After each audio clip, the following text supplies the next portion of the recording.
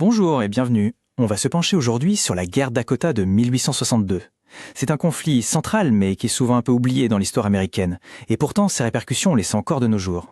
Des mots terribles, n'est-ce pas? Eh bien, ils ont été prononcés par un commerçant américain s'adressant au peuple Dakota, qui à ce moment-là, mourait littéralement de faim.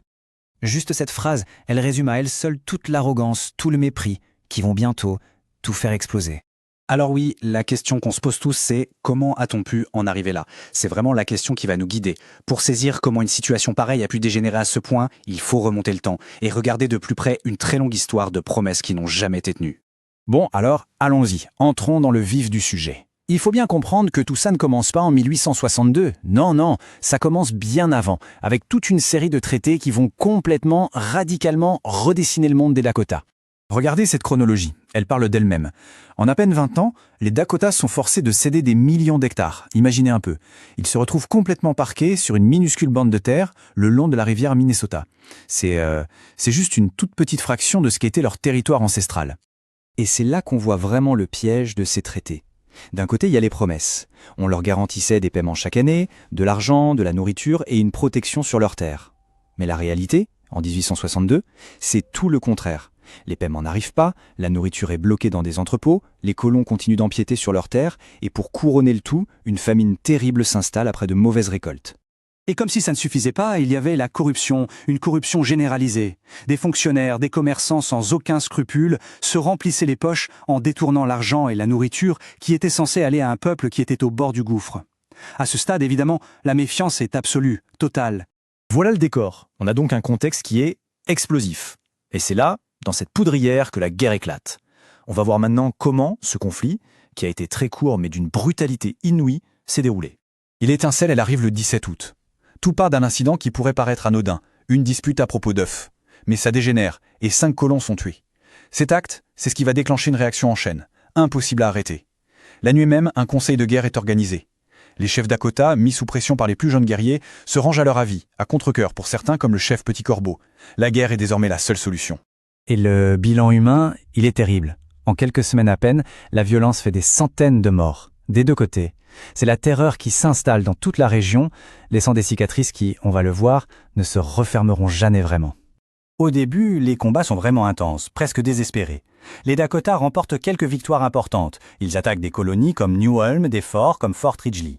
Mais en face, l'armée américaine, bien mieux équipée, s'organise sous le commandement du colonel Henry Sibley.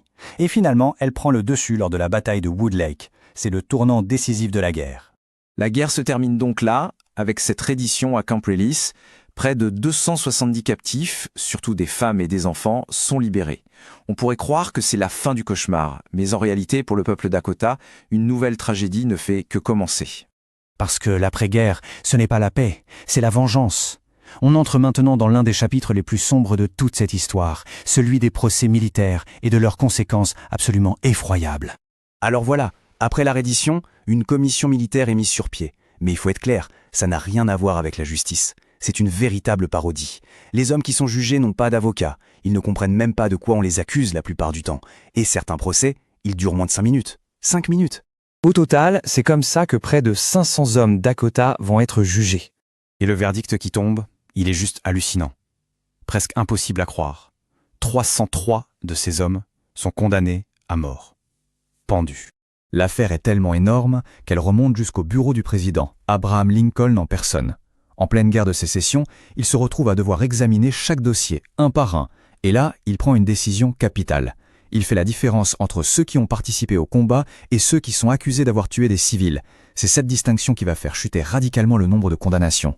Au final, le 26 décembre 1862, à Mankato, 38 hommes Dakota sont pendus, tous en même temps. Et cet événement tragique, c'est encore aujourd'hui la plus grande exécution de masse en une seule fois de toute l'histoire des États-Unis. Mais cette exécution de masse, ce n'est que le début d'une punition collective. Car le sort qui attend le reste du peuple Dakota, les femmes, les enfants, les vieillards, tous ceux qui n'ont même pas combattu, eh bien ce sort est tout aussi tragique.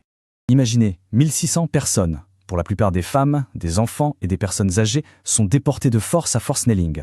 On les parque là pour tout l'hiver, derrière une palissade. Les conditions sont indescriptibles. Le froid, les maladies, la faim, des centaines de personnes y meurent. Les historiens aujourd'hui n'ont pas peur des mots. Ils parlent de camps de concentration pour décrire cet endroit et l'intègrent dans ce qu'ils appellent une politique génocidaire d'expulsion.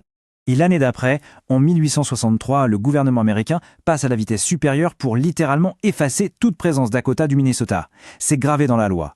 Tous les traités, abrogés. Toutes leurs terres, confisquées. Toute la population Dakota, bannie de l'État. Et pour être bien sûr qu'ils partent ou qu'ils meurent, l'État va jusqu'à offrir des primes pour les scalps d'hommes Dakota. Les 1300 survivants du camp de Fort Snelling, ceux qui ont réussi à tenir, on les entasse sur des bateaux à vapeur. Direction l'exil. On les envoie dans la réserve de Crow Creek, un endroit désolé où des centaines d'autres vont encore mourir de faim et de maladie. La tragédie, elle ne s'arrête jamais. Et pendant plus de 100 ans, cette histoire a été plus ou moins rayée de la carte de la mémoire américaine, effacée. Mais les cicatrices, elles, sont restées bien vivantes. Alors voyons un peu comment la mémoire de cette guerre a commencé à refaire surface et quels efforts ont été faits récemment pour tenter de guérir. Le chemin a été incroyablement long et lent. Il suffit de regarder cette chronologie pour s'en rendre compte. Ça a pris des décennies, mais petit à petit, des gestes forts ont été posés. Des gestes à la fois symboliques et très concrets, comme la restitution de la dépouille du chef Petit Corbeau à sa famille, la création de parcs de réconciliation, des excuses officielles de l'État, et même tout récemment, la restitution de terres historiques.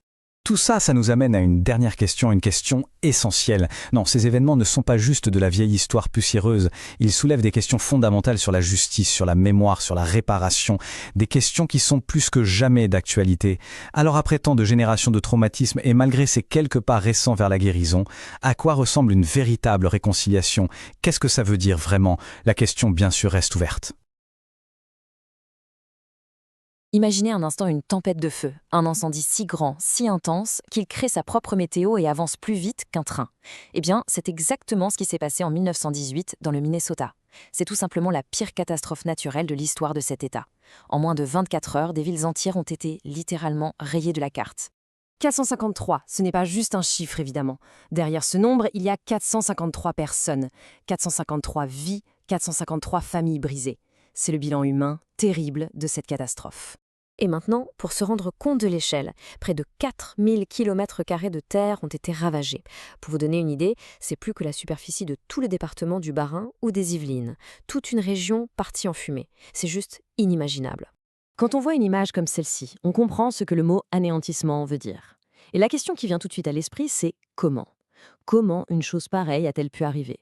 Comment tout a pu disparaître aussi vite? En fait, pour comprendre, il faut revenir un peu en arrière. Parce que ce désastre, il n'est pas arrivé par hasard, d'un coup.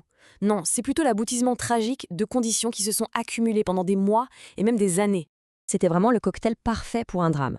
D'abord, on a 2 ans de sécheresse. La nature est ultra sèche, comme de la madoue. Ensuite, on ajoute les déchets de l'industrie du bois partout dans la campagne. Et par-dessus ça, les feux des agriculteurs, pas toujours bien maîtrisés, et les étincelles des trains qui passent sans arrêt. Le nord du Minnesota à ce moment-là, ce n'était plus une forêt, c'était une véritable poudrière à ciel ouvert. Le point crucial, c'est que le feu couvait déjà. On le voit bien ici, des petits incendies qui semblaient anodins, brûlaient depuis des jours, personne ne s'inquiétait vraiment. Mais en réalité, c'étaient les 2 mèches qui allaient allumer un brasier absolument incontrôlable. On arrive maintenant à la journée fatidique, le 12 octobre 1918. Une journée qui commence normalement, mais qui va se transformer en un véritable enfer sur Terre. Et c'est là que tout va basculer, avec une rapidité terrifiante. Et voilà l'élément déclencheur. Un front froid s'abat sur la région. Mais il n'amène pas la pluie, non. Il amène des vents d'une violence inouïe, des vents de la force d'un ouragan, et fait chuter l'humidité d'un coup. En un instant, les petits feux qui sommeillaient se réveillent et deviennent un monstre. Et à partir de là, tout s'enchaîne à une vitesse folle. Regardez, à 13h30, les feux se mettent en mouvement. Une demi-heure plus tard, à 14h, le village de Brookston est rayé de la carte. Et à 16h, les vents soufflent à plus de 120 km/h. La tempête de feu est lancée. Cette carte, elle est très parlante. On voit clairement la stratégie de l'incendie, si on peut dire. C'est comme une énorme tenaille de feu. D'un côté, le feu de Cloquet-du-Luth qui fonce vers la ville portuaire.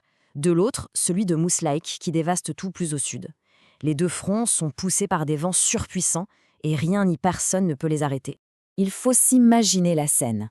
On est en plein après-midi, vers 16h, et il fait tellement sombre à cause de la fumée qu'on doit allumer les éclairages publics.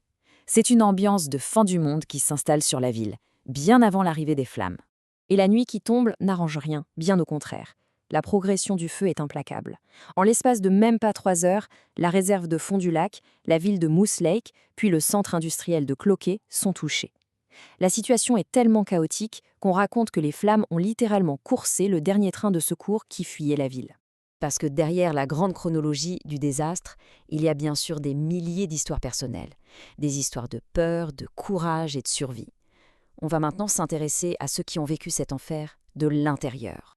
Les toutes premières alertes, elles ne viennent pas d'une source officielle, elles sont criées par des gens qui fuient à bord des trains.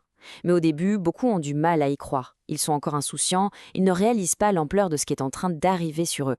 Et puis, quand le mur de feu arrive, c'est la panique. C'est l'instinct de survie qui prend le relais. Certains s'enfuient en voiture, à l'aveugle dans la fumée. D'autres s'entassent dans des trains de secours. Et pour beaucoup, la seule option, c'est de se jeter dans un puits, de se cacher dans une cave ou de se réfugier dans une rivière, comme l'ont fait les membres de la tribu Ojibwé de Fond du Lac. Ce témoignage est absolument poignant. Il résume à lui seul toute la terreur de l'événement. Il faut essayer de s'imaginer cette scène, être allongé dans l'eau glacée et voir ce mur de feu, ce ciel en fusion, passer juste dessus de sa tête. C'est une image d'une puissance incroyable. Le feu finit par passer. Et après le chaos et la destruction, vient le temps des contes, mais aussi celui de la reconstruction. Comment une région entière peut-elle se relever après ça? C'est au cœur de la nuit, vers 3 heures du matin, que les vents finissent par se calmer. Le monstre semble s'essouffler, mais le silence qui suit est presque aussi terrifiant que le bruit du brasier. Au lever du jour, les survivants découvrent un spectacle de désolation. 38 villes et villages ne sont plus qu'un champ de ruines fumantes. Ces photos parlent d'elles-mêmes. Ce qu'on voit, ce ne sont pas juste des bâtiments effondrés, c'est le cœur d'une ville qui a été arrachée. Le temple maçonnique, qui était un lieu de vie sociale, la gare qui l'a relié au reste du monde. Tout est parti en fumée. C'est la définition même de la destruction totale. L'impact, bien sûr, n'a pas été que matériel. D'un point de vue psychologique, pour tous les survivants, cet événement est devenu une fracture. Leur vie a été coupée en deux. Il y a eu un avant l'incendie et il y aura pour toujours un après. Mais face à cette destruction massive, un élan de solidarité incroyable va naître. La Croix-Rouge, la Garde nationale, des commissions spéciales se mettent en place. Tout le monde se mobilise. On construit des milliers de petites cabanes en bois, les fire shacks, pour abriter les sans-abri. C'est un effort de reconstruction absolument colossal qui démarre sur les ruines encore fumantes. Et ça nous laisse avec cette question finalement. Après une destruction aussi totale, comment est-ce qu'on trouve la force de tout recommencer? L'histoire de l'incendie de Cloquet, ce n'est pas seulement le récit d'une tragédie. C'est aussi, et peut-être surtout, une leçon incroyable sur la résilience humaine, sur cette capacité qu'on a à se relever, à reconstruire et à se tourner vers l'avenir, même sur un champ de cendres.